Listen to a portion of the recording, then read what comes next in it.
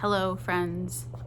We're going to do chapters 6 and 7 in two separate videos just to be sure that we have all of our information clearly.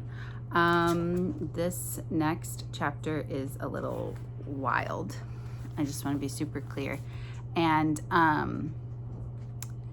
this is the daughter of our chapter, The Moon Lady, which is the one that we read and talked about recently, because that was chapter 4.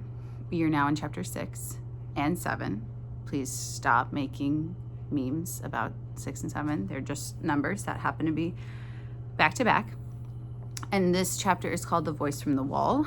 And then we'll get into chapter 7 right after this, which is, I think, one of the saddest stories in the book. So just beware of that one.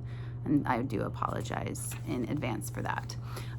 So because this story is now from Lena and we do know a lot about her mother, this conversation that we had in about the Moon Lady and about kind of what happened to her when she fell into the water in our class discussion was a metaphor to something that happens later on in her life. And then I think that this is very clear when we get into this chapter. So I'm on page 102. This is Lena St. Clair, The Voice from the Wall. When I was little, my mother told me my great-grandfather had sentenced a beggar to die in the worst possible way, and that later the dead man came back and killed my great-grandfather. Either that or he died of influenza 1 week later. I used to play out the beggar's last moments over and over again in my head. In my mind, I saw the executioner strip off the man's shirt and lead him into the open yard. This traitor, read the executioner, is sentenced to die the death of 1,000 cuts. But before he could even raise the sharp sword to whittle his life away, they found the beggar's mind had already broken into 1,000 pieces. A few days later, my great-grandfather looked up from his books and saw the same man looking like a smashed vase hastily put back together.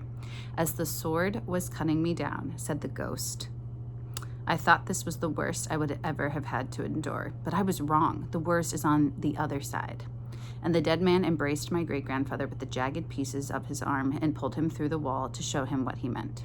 I once asked my mother how he really died. She said, in bed, very quickly, after being sick for only 2 days. No, I mean the other man. How was he killed? Did they slice off his skin first? Did they use a cleaver to chop up his bones? Did he scream and feel all 1,000 cuts? Why do you Americans have only these morbid thoughts in your mind? Cried my mother in Chinese. That man has been dead for almost 70 years. What does it matter how he died? I always thought it mattered to know what is the worst possible thing that can happen to you, to know how you can avoid it, to not be drawn by the magic of the unspeakable, because even as a young child, I could sense the unspoken terrors that surrounded our house, the ones that chased my mother until she hid in a secret dark corner of her mind. And still they found her. I watched over the years as they devoured her piece by piece until she disappeared and became a ghost. As I remember it, the dark side of my mother sprang from the basement in our old house in Oakland. I was 5 and my mother tried to hide it from me. She barricaded the door with a wooden chair, secured it with a chain and 2 types of key locks. And it became so mysterious that I spent all of my energies unraveling this door, until the day I was finally able to pry it open with my small fingers, only to immediately fall headlong into the dark chasm. And it was only after I stopped screaming I had seen the blood of my nose on my mother's shoulder. Only then did my mother tell me about the bad man who lived in the basement and why I should never open the door again. He had lived there for thousands of years, she said, and was so evil and hungry that my mother not rescued me so quickly, this bad man would have planted 5 babies in me and then eaten us all in a 6-course meal, tossing our bones on the dirty floor. Pause. What was the line that she just said earlier in this story about how Americans are so morbid? Kind of compare that to what she's saying right here to her daughter. And after that, I began to see terrible things. I saw these things with my Chinese eyes, the part of me I got from my mother. I saw devils dancing feverishly beneath a hole I had dug in the sandbox. I saw that lightning had eyes and searched to strike down little children. I saw a beetle wearing the face of a child, which I promptly squashed with the wheel of my tricycle. And when I became older, I could see things that Caucasian girls at school did not. Monkey rings that would split in two and send a swinging child hurtling through space. Tether balls that could splash a girl's head all over the playground in front of laughing friends. I didn't tell anyone about the things I saw, not even my mother. Most people didn't know I was half Chinese, maybe because my last name was Clair. When people first saw me, they thought I looked like my father, English-Irish, big-boned, and delicate at the same time. But if they really looked close, if they knew that they were there, they could see the Chinese parts. Instead of having cheeks like my father's sharp edge points, mine were smooth as peach pebbles. I didn't have his straw yellow hair or his white skin, yet my coloring looked too pale, like something that was once darker and had faded in the sun. And my eyes, my mother gave me my eyes, no eyelids, as if they were carved on a jack-o'-lantern with two swift cuts of a short knife. I used to push my eyes in on the sides to make them rounder, where I'd open them very wide until I could see the white parts. But when I walked around the house like that, my father asked me why I looked so scared. I have a photo of my mother with this same scared look. My father said the picture was taken when Ma was first released from Angel Island Immigration Station. She stayed there for 3 weeks until they could process her papers and determine whether she was a war bride, a displaced person, a student, or the wife of a Chinese American citizen. My father said they didn't have rules for dealing with the Chinese wife of a Caucasian citizen. Somehow, in the end, they declared her a displaced person, lost in a sea of immigration categories. My mother never talked about her life in China, but my father said he saved her from a terrible life there, some tragedy she could not speak about. My father proudly named her in her immigration papers, Betty St. Clair, crossing out her given name of Goi Ying Ying. And then he put down the wrong birth year, 1916, instead of 1914. So with the sweep of a pen, my mother lost her name and became a dragon instead of a tiger. In this picture, you can see why my mother looks displaced. She's clutching a large clam-shaped bag as though somebody might steal this from her as well if she was less watchful. She has on an ankle-length Chinese dress with a modest fence at the side, and on top she's wearing a westernized suit jacket, awkwardly stylish on my mother's small body with its padded shoulders, wide lapels, and oversized cloth buttons. This was my mother's wedding dress, a gift from my father. In this outfit, she looks as if she were neither coming from nor going to someplace. Her chin is bent down, and you can see the precise part in her hair, a neat white line drawn from above her left brow, then over the back horizon of her head. And even though her head is bowed, humble in defeat, her eyes are staring up past the camera, wide open. Why does she look scared? I asked my father. And my father explained it was only because he said, cheese, and my mother was struggling to keep her eyes open until the flash went off, 10 seconds later. My mother often looked this way, waiting for something to happen, wearing the scared look. Only later, she lost the struggle to keep her eyes open. Don't look at her, said my mother as we walked through Chinatown in Oakland. She had grabbed my hand and pulled me close to her body. And of course, I looked. I saw a woman sitting on the sidewalk, leaning against a building. She was old and young at the same time, with dull eyes as though she had not slept for many years. And her feet and her hands, the tips were black as if she had dipped them in India ink. That's like henna. But I knew they were rotted. What did she do to herself? I whispered to my mother. She met a bad man, said my mother. She had a baby she didn't want. And I knew that was not true. I knew my mother made up anything to warn me, to help me avoid some unknown danger. My mother saw danger in everything, even in other Chinese people. Where we lived and shopped, everyone spoke Cantonese or English. My mother was from Wuxi, near Shanghai, so she spoke Mandarin and a little bit of English. My father, who spoke only a few canned Chinese expressions, insisted my mother learn English. So with him, she spoke in moods and gestures, looks and silences, and sometimes a combination of English, punctuated by hesitations and Chinese frustration. Words cannot come out, so my father would put words in her mouth. This is kind of important. I would maybe underline that a little bit. I think Mom is trying to say she's tired, he would whisper when my mother became moody. I think she's saying we're the best darn family in the country, he'd exclaim when she had cooked a wonderfully fragrant meal. But with me, when we were alone, my mother would speak in Chinese, saying things my father could not possibly imagine. I could understand the words perfectly, but not the meanings. One thought led to another without connection. You must not walk in any direction but to school and back home, warned my mother when she decided I was old enough to walk by myself. Why? I asked. You can't understand these things, she said. Why not? Because I haven't put it in your mind yet. Why not? Such questions. Because it is too terrible to consider. A man can grab you off the streets, sell you to someone else, make you have a baby. Then you'll kill the baby. And when they find this baby in a garbage can, then what can be done? You'll go to jail, die there. I knew this was not a true answer, but I also made up lies to prevent bad things from happening in the future. I often lied when I had to translate for her. The endless forms, instructions, notices from school, telephone calls. What meaning, she asked me when a man at a grocery store yelled at her for opening up the jars to smell the insides. I was so embarrassed. I told her that Chinese people were not allowed to shop there. When the school sent a notice home about a polio vaccination, I told her the time and place and added that all students were now required to use metal lunchboxes since they had discovered old paper bags can carry polio germs. We're moving up in the world, my father proudly announced, this being the occasion of his promotion to sales supervisor of a clothing manufacturer. Your mother is thrilled. And we did move up, across the bay to San Francisco and up a hill in North Beach to an Italian neighborhood where the sidewalk was so steep I had to lean into the slant to get home from school each day. I was 10 and I was hopeful that we might be able to leave all the old fears behind in Oakland. The apartment building was 3 stories high, 2 apartments per floor. It had a renovated facade, a recent layer of white stucco topped with connected rows of metal fire-escaped ladders. But inside it was old. The front door with its narrow glass panes opened into a musty lobby that smelled of everyone's life mixed together. Everybody meant the names of the front door next to their little buzzers. Anderson, Giordino, Heyman, Ricci, Sorci, and our name, St. Clair. We lived on the middle floor, stuck between cooking smells that floated up and feet sounds that drifted down.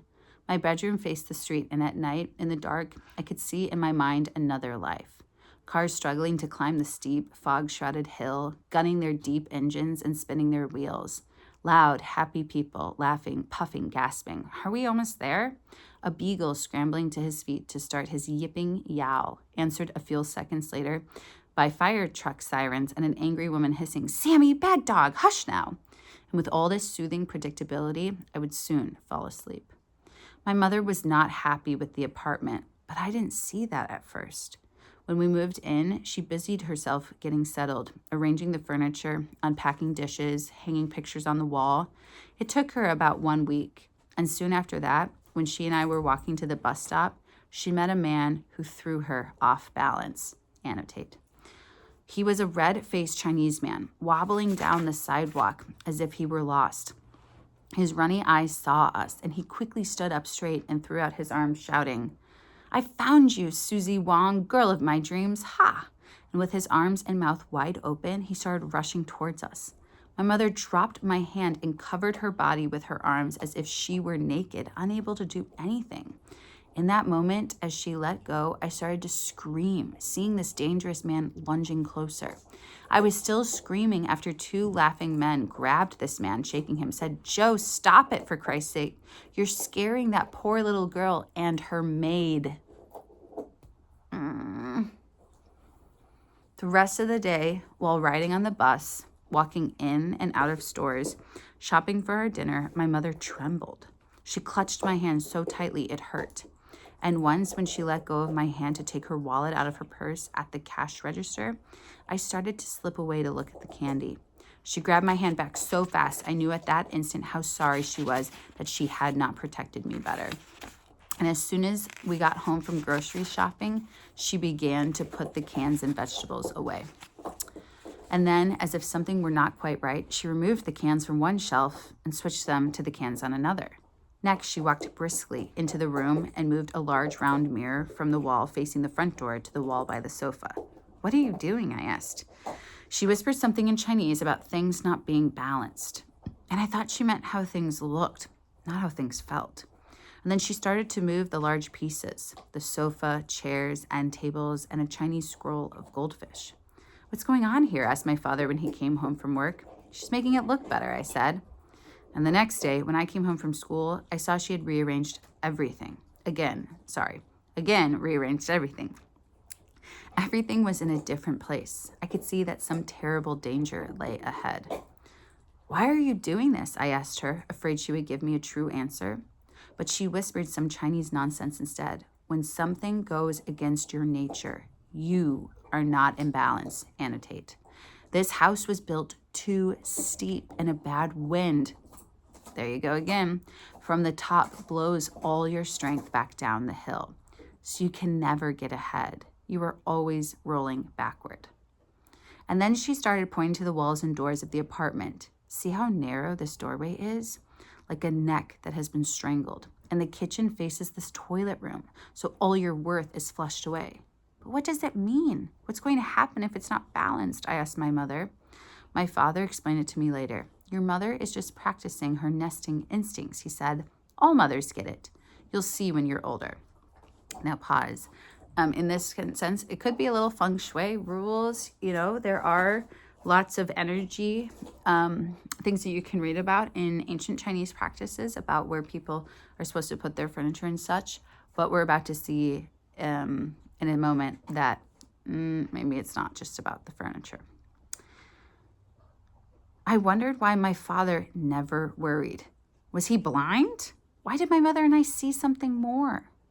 And then a few days later, I found out that my father had been right all along. I came home from school, walked into my bedroom, and saw it. My mother had rearranged my room. My bed was no longer by the window, but against a wall. And where my bed once was, now there stood a used crib. So the secret danger was a ballooning stomach, the source of my mother's imbalance. My mother was going to have a baby. "See," said my father as we both looked at the crib. "Nesting instincts. Here's the nest, and here's where the baby goes." He was so pleased with this imaginary baby in the crib, he didn't see what I later saw. My mother began to bump into things, into table edges, as if she forgot her stomach contained a baby, as if she was headed for trouble instead. She did not speak of the joys of having a new baby. She talked about a heaviness around her, about things being out of balance, not in harmony with one another. So I worried about that baby, that it was stuck somewhere between my mother's stomach and this crib in my room. With my bed against the wall, the nighttime life of my imagination changed. Instead of street sounds, I began to hear voices coming from the wall, from the apartment next door. The front door buzzer said my family called that the Sorcies lived there. The first night I heard the muffled sound of someone shouting. A woman? A girl? I flattened my ear against the wall, heard a woman's angry voice, then another, the higher voice of a girl shouting back. And now the voices turned toward me, like fire sirens turning on our street. I could hear the accusations fading in and out. "Who am I to say? What do you keep bugging me? Then get out and stay out. Rather die, rather be dead. Why don't you then?" And then I heard scraping sounds, slamming, pushing, and shouts, and then whack, whack, whack. Someone was killing. Someone was being killed. Screams and shouts. A mother had a sword high above a girl's head and was starting to slice her life away. First a braid, then her scalp, an eyebrow, a toe, a thumb, the point of her cheek, the slant of her nose, until there was nothing left, no sounds. I lay back against my pillow, my heart pounding at what I had just witnessed with my ears and my imagination. A girl had just been killed. I hadn't been able to stop myself from listening. I wasn't able to stop what happened, the horror of it all. But the next day, the girl came back to life with more screams, more beating, her life once more in peril. And so it continued. Night after night, a voice pressing against my wall telling me that this was the worst possible thing that could happen, the terror of not knowing when it would ever stop. Sometimes I heard this family across the hallway that separated our two apartment doors. Their apartment was by the stairs going up to the third floor. Ours was by the stairs going down to the lobby. You break your leg sliding down that banister. I'm going to break your neck, a woman shouted. Her warnings were followed by the sounds of feet stomping on the stairs. And don't forget to pick up Pop's suits. I knew their terrible life so intimately that I was startled by the immediacy of seeing her in person for the first time. I was pulling the front door shut while balancing an armload of books. And when I turned around, I saw her coming toward me just a few feet away, and I shrieked and dropped everything. She snickered, and I knew who she was, this tall girl whom I guessed to be about 12, 2 years older than I was. Then she bolted down the stairs, and I quickly gathered up my books and followed her, careful to walk on the other side of the street. She didn't seem like a girl who had been killed 100 times.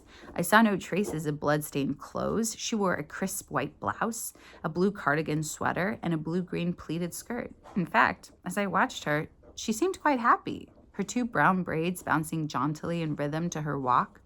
And then, as if she knew what I was thinking about her, she turned her head. She gave me a scowl and quickly ducked down a side street and walked out of my sight. Every time I saw her after that, I would pretend to look down, busy rearranging my books or the buttons on my sweater, guilty that I knew everything about her. My parents' friends, Auntie Sue and Uncle Canning, picked me up at school one day and took me to the hospital to see my mother. I knew this was serious because everything they said was unnecessary, but spoken with solemn importance. "It is now 4 o'clock, said Uncle Canning, looking at his watch. "The bus is never on time," said Auntie Sue. When I visited my mother in the hospital, she seemed half asleep, tossing back and forth. And then her eyes popped open, staring at the ceiling. My fault. I knew this before it happened," she babbled. "I did nothing to prevent it." Betty, darling, said my father frantically. But my mother kept shouting these accusations to herself. She grabbed my hand and I realized her whole body was shaking. And then she looked at me in a strange way, as if she were begging me for her life, as if I could pardon her. She was mumbling something in Chinese. "Lena, what's she saying?" cried my father. For once, he had no words to put in my mother's mouth. And for once, I had no ready answer. It struck me that the worst possible thing had happened, that what she had been fearing had come true. They were no longer warnings, and so I listened. When the baby was ready to be born, she murmured. I could already hear him screaming inside my room. His little fingers, they were clinging to stay inside. But the nurses, the doctor, they said to push him out and make him come.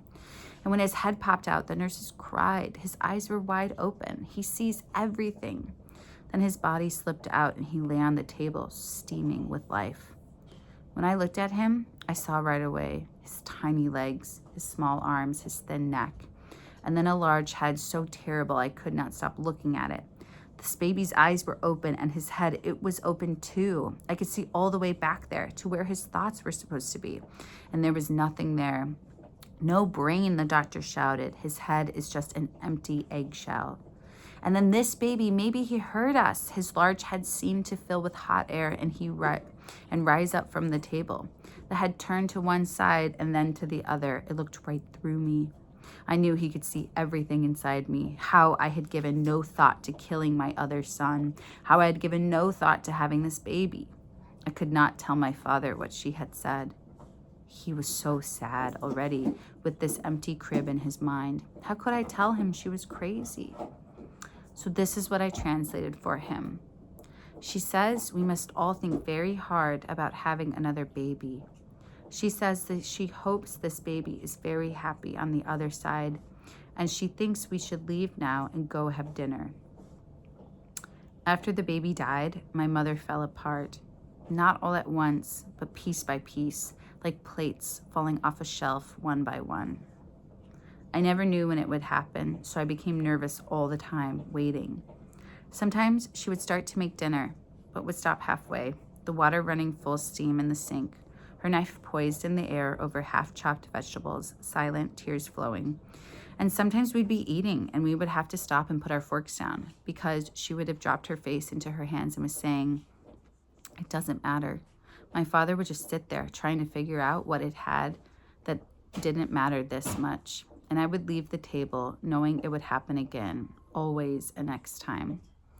My father seemed to fall apart in a different way. He tried to make things better, but it was as if he were running to catch things before they fell, only he would fall before he could catch anything.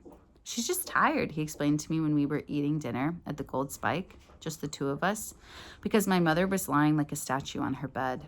I knew he was thinking about her because he had this worried face, staring at his dinner plate as if it were filled with worms instead of spaghetti. At home, my mother looked at everything around her with empty eyes. My father would come home from work, patting my head, saying, "How's my big girl?" but always looking past me toward my mother. I had such fears inside, not in my head, but in my stomach. I could no longer see what was so scary, but I could feel it.